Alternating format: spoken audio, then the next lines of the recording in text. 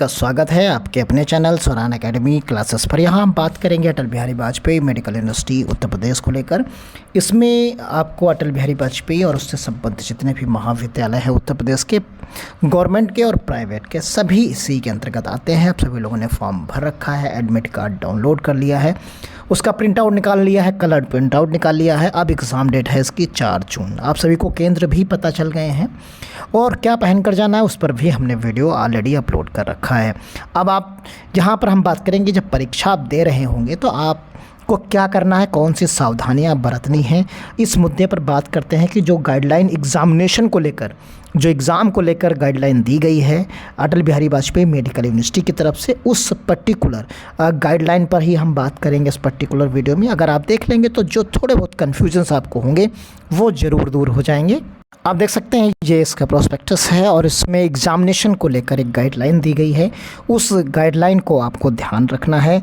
देखिए, सबसे पहले तो आपको एग्ज़ाम पता चल गया किस डेट को है, वो 4 जून को है और ये 11 बजे से जो है 2 बजे के बीच में होगा, यानी 11 से 2 बजे तक ये एग्ज़ाम, 3 घंटे आपका एग्ज़ाम ये चलेगा।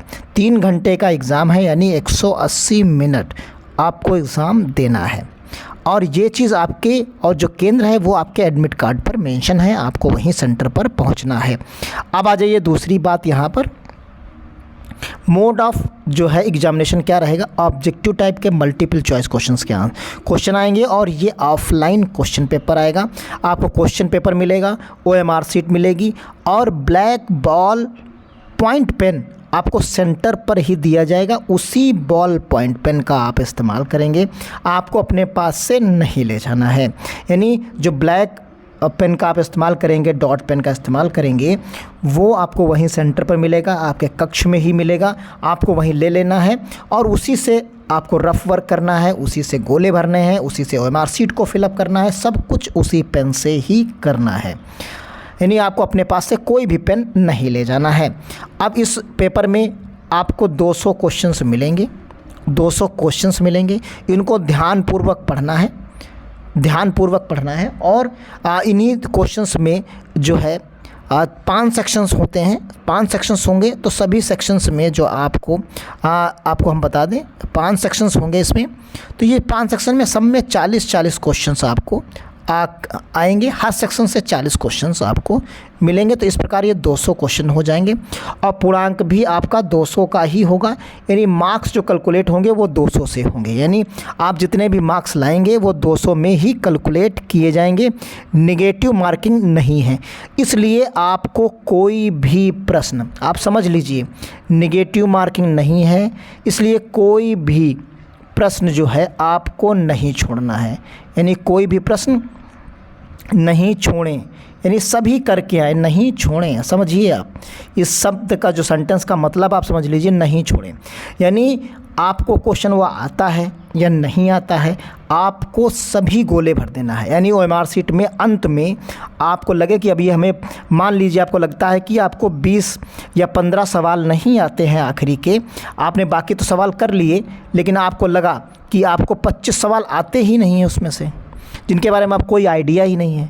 तो आप क्या करिए, उन 25 में भी A, B, C और D में से कोई भी एक गोला जिसमें जो समझ में आए, या एक पकड़कर, या कोई भी, मतलब जो है आपको जो लगे जिस क्वेश्चन में, उसे गोले को फिलअप कर देना है। चाहे A को करें, चाहे C को करें, किसी एक को आप जो है फिलअप कर दीजिए, लेकिन सवाल कोई भी नहीं छोड़ना है, यानी ब्लैंक नहीं छोड़ना है, क्योंकि हो सकता है तुक्के में ही कोई सवाल सही हो जाए आपका और 1 मार्क्स आपको मिल जाए। क्योंकि छोड़ा सवाल वहाँ जाता है जहाँ पर नेगेटिव मार्किंग होती है, और यहाँ जो है नो नेगेटिव मार्किंग है, यानी कोई भी आपका गलत आंसर देने पर मार्क्स नहीं कटेगा। तो इसलिए आपके लिए बेहतर यही होगा, एग्ज़ाम के टाइम में ध्यान रखना है वहाँ पर कि सवाल कोई नहीं छोड़ना, सभी सवाल करके आना है। अब यहाँ पर अगला पेपर का जो मीडियम है वो इंग्लिश है, आप सभी लोग जानते हैं। जैसा कि हमने 5 सेक्शंस बताए, तो एक नर्सिंग एप्टीट्यूड का है, एक फिजिक्स का है, एक केमिस्ट्री का है, एक बायोलॉजी का है और एक आपका जनरल इंग्लिश का है। ये हो गया, और उसी में आप देखेंगे, और ये इतने सेक्शंस हैं और सभी के हमने जैसा बताया कि 40 क्वेश्चन सभी के आने वाले हैं। 40-40 क्वेश्चन सभी के आपको मिलेंगे। इस सेक्शन में इसमें की अगर हम बात करें तो जो जनरल नॉलेज की बात है तो इसमें आपको 2 सेक्शंस मिलेंगे। एक मिलेगा इंग्लिश का और एक मिलेगा जीके का। एक जीके का होगा और एक इंग्लिश का होगा। इसमें आपको 20-20 होंगे दोनों में, तो ये 40 क्वेश्चंस टोटल बनेंगे। तो इस प्रकार आप सब्जेक्ट से देख सकते हैं कि 40-40 क्वेश्चंस यहाँ पर आपको nursing aptitude, physics, chemistry, biology से 40-40 120 क्वेश्चंस ये हो गए। नर्सिंग एप्टीट्यूड से 40 160 हो गए, 20 इंग्लिश से और 20 जनरल नॉलेज जीके से। तो ये टोटल 200 क्वेश्चंस बनेंगे, 200 नंबर के होंगे। तो ये चीज़ें आपको प्रॉपर ध्यान रखना। अब लाना कितना है, अब आप समझिए पूर्णांक तो आपका 200 का हो गया। अब जनरल कैंडिडेट जो है आपका, जनरल कैंडिडेट जो है उसे 200 में 200 नंबर में 100 नंबर लाने ही लाने हैं। आप समझ लीजिए जो जनरल कैंडिडेट है, जो जनरल कैंडिडेट है आपका, जनरल कैंडिडेट में जितने लोग आते हैं वो सभी लोग 100 नंबर तो मिनिमम लाने ही लाने हैं। इससे कम तो लाना ही नहीं है, नहीं तो वो नॉट क्वालिफाइड होंगे। 100 नंबर उन्हें लाना ही लाना होगा। और अगर जो हैंडीकैप्ड है जनरल का ही, तो उसे जो है 90 नंबर लाने हैं। यानी जो आप PWD वाले में है जनरल कैंडिडेट, उसे 90 नंबर लाना है 200 में मिनिमम। ये मिनिमम कट ऑफ है, इससे ज़्यादा लाएंगे तभी आपको मिलेगा, इससे कम लाएंगे तो आप फर्स्ट राउंड की काउंसलिंग में पार्टिसिपेट नहीं कर पाएंगे। हालांकि सेकंड राउंड, थर्ड राउंड में नीचे कट ऑफ जाता है, लेकिन फर्स्ट राउंड में आप नहीं पार्टिसिपेट कर पाएंगे। इस स्थिति में आपका प्राइवेट का भी अगर आप नज़दीक पाना चाह रहे होंगे तो उसका भी नुकसान हो सकता है। तो यहाँ पर और SC ST के लिए जो यहाँ पर रहता है, यानी OBC की बात करें, OBC, SC और ST, इन कैंडिडेट्स के लिए यहाँ पर 80 नंबर का कट ऑफ रखा गया है। 200 में 80 नंबर, उन्हें 80 नंबर लाने हैं मिनिमम कट ऑफ को पार करने के लिए। तो ये जो है यहाँ मिनिमम क्वालिफाइंग मार्क्स हैं, ये क्राइटेरिया है एग्ज़ामिनेशन का, इतने आपको लाने ही लाने हैं तभी आप फर्स्ट राउंड में।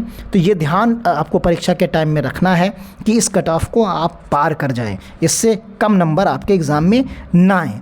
अब सबसे इम्पोर्टेंट बात है, जो इम्पोर्टेंट बात ये है कि आपको रिपोर्टिंग टाइम को विशेष ध्यान रखना है कि ऐसा ना हो कि आप सेंटर तक पहुँचें भी दूसरे ज़िलों से जाकर, अपने जिस सेंटर है जिस ज़िले में, और वहाँ आप लेट से पहुँचे, फिर आप एग्ज़ाम भी न दे पाएँ और वापस चलें। तो इस टाइमिंग से जाइए, इस तरीके से जाइए कि आप 9 बजे से 10 बजे के मध्य ज़रूर सेंटर पर पहुँच जाएँ। यानी 9 AM से, आप समझिए 9 AM से 10 AM के मध्य ज़रूर पहुंच जाएं। इसी के बीच में आपको पहुंचना है 9 बजे से 10 बजे के मध्य में, जिससे जो 10:15 बजे गेट बंद होना है वो बंद होने से पहले आप सेंटर पर अंदर जा चुके हों। तो ये जो टाइमिंग है, क्लोजिंग टाइमिंग है, डेट की आप देख सकते हैं यहाँ पर मेंशन किया गया है। तो यानी आपको जो टाइमिंग दी गई है आपके एडमिट कार्ड पर भी लिखी होगी, ये चीज़ साफ साफ लिखी हुई है। तो इसे बहुत ध्यान रखें, यहाँ गड़बड़ कतई ना करें कि बाद में आपको बहस करनी पड़े और चीज़ें आपके लिए दिक्कत कर सकें। तो जितने इंस्ट्रक्शंस दिए गए हैं, हमने एग्ज़ाम को लेकर भी चीज़ों को क्लियर किया है। सवाल छोड़ना नहीं है, प्रॉपर वे में करना है और ज़्यादा से ज़्यादा सभी सवाल अटेम्प्ट करने हैं, छोड़ना कोई भी सवाल नहीं है। तो अगर वीडियो और सलाह आपको अच्छी लगी तो कमेंट बॉक्स में ज़रूर बताइएगा, अपने दोस्तों को भी शेयर करिएगा जिससे उन लोगों को भी ये इन्फॉर्मेशन मिल सके। बाकी अगर कोई छोटी मोटी अपडेट बीच में एग्ज़ाम से पहले आती है तो हम आपको इन्फॉर्म करेंगे अपने चैनल और अपने वीडियो के माध्यम से, जिससे आपका किसी भी प्रकार का नुकसान ना होने पाए। तो मिलते हैं, वीडियो देखने के लिए आपको धन्यवाद और शेयर करने के लिए भी धन्यवाद। जय हिंद, जय भारत।